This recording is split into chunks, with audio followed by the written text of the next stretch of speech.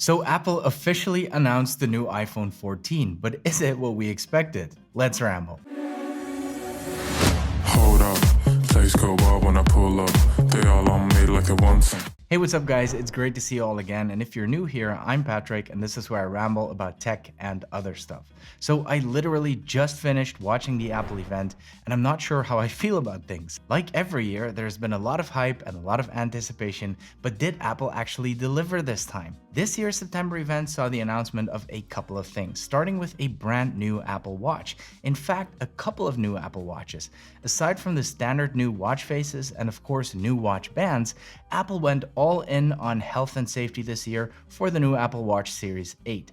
Perhaps the most notable new health feature is the new temperature sensor, which can detect temperature fluctuations of as little as 0.1 degrees Fahrenheit.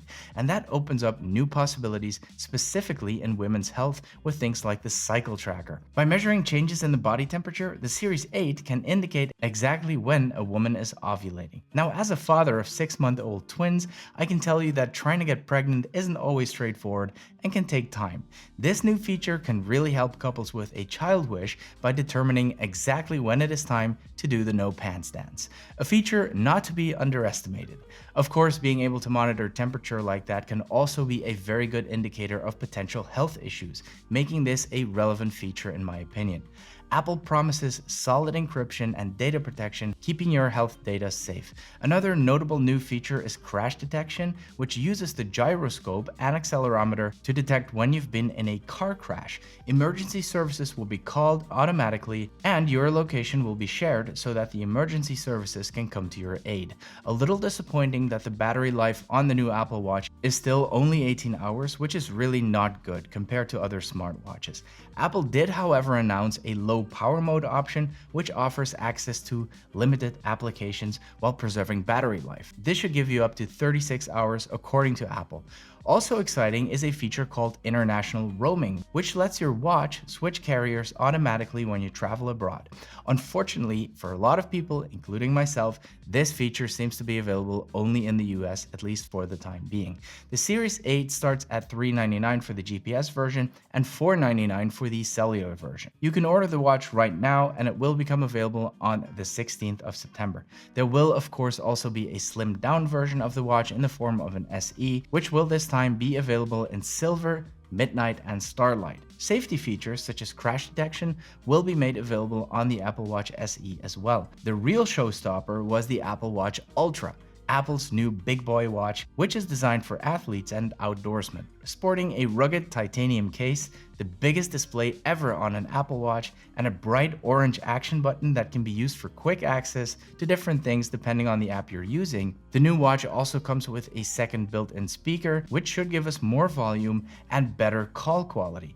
Yes, call quality, because every Apple Watch Ultra has cellular. Now, because the watch is such a chunker, it does come with up to 36 hours of battery life, and reportedly it will be able to go up to 60 hours once the new battery optimization update comes in. Also cool is the new super beefed up watch face, offering all kinds of information and stats and night mode. And I gotta admit, seeing that watch face glow red looks pretty dope.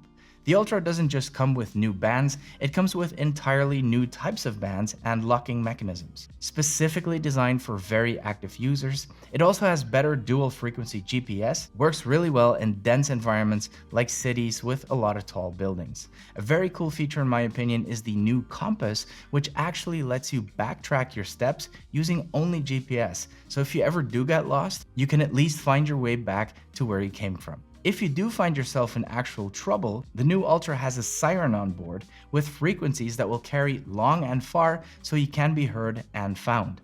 The water resistance on this watch is also much improved, so much so that it is now scuba certified. All models of the Ultra will be $799, available for order today and shipping from September 23rd. Right, enough about watches. AirPods, ladies and gents, we got them. New AirPods Pro to be exact, with some real improvements if you ask me.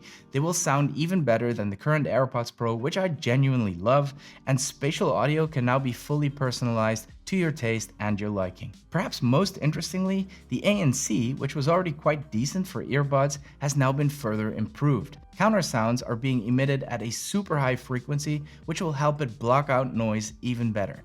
The coolest feature in my opinion is touch control, which lets you swipe up and down to control the volume. Something that has been available on other brands and that I've definitely been hoping to see on the AirPods as well.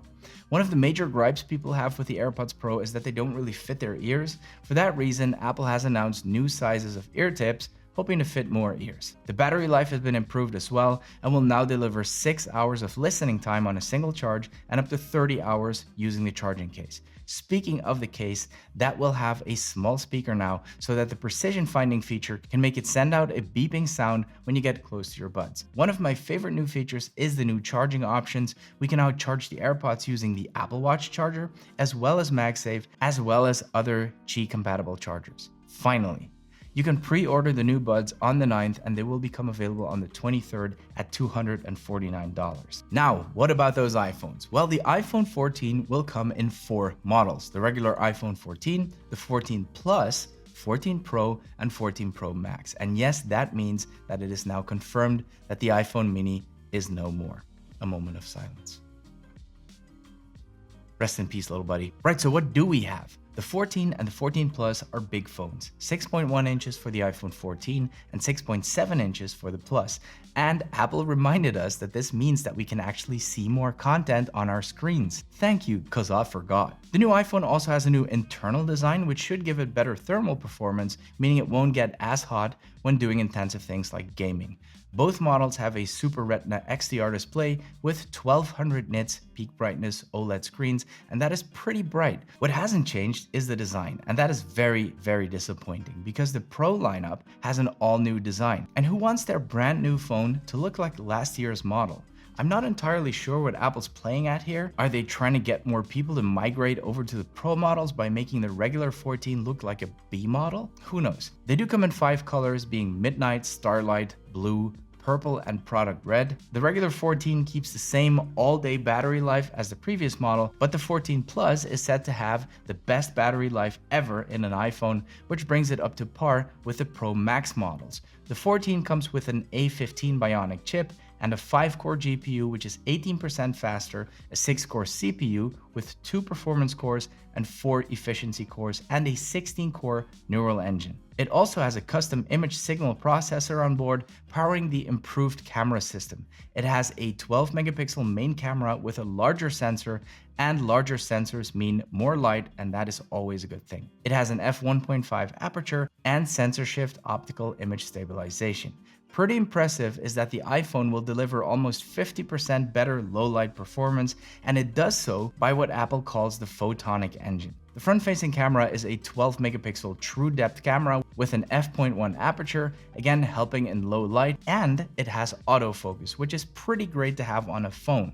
In terms of video, the iPhone 14 comes with a more advanced stabilization mode called Action Mode, which I guess is an attempt at emulating the smoothness of action cameras like GoPro or Insta360.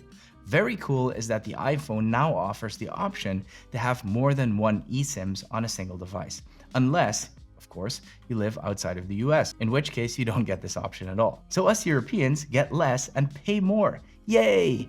Crash detection. The new safety feature on the Apple Watch will also be available on the iPhone 14, and the phone comes with new ways of connecting to communication satellites when you find yourself in remote areas and you need help. This works when the sky is unobstructed and you have to actually point your phone at the satellite. Now, how are you going to find out where the satellite is?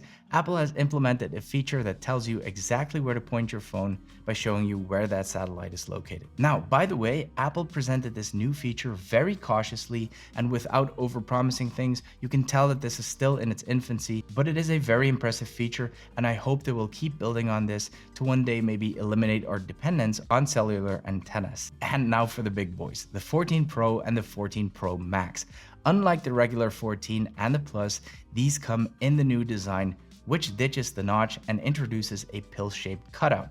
And while I'm undecided on what looks better or, less horrible, I do think that Apple found a really creative way of giving that cutout a place rather than it being a waste of set space. The cutout is now surrounded with adaptive messaging, notifications, and animations, making use of the cutout to let us know what is happening in the background. What exactly is displayed depends on the apps used in the background. Very, very cool feature. With that said, who on earth came up with that name? Really, Apple? Dynamic Island?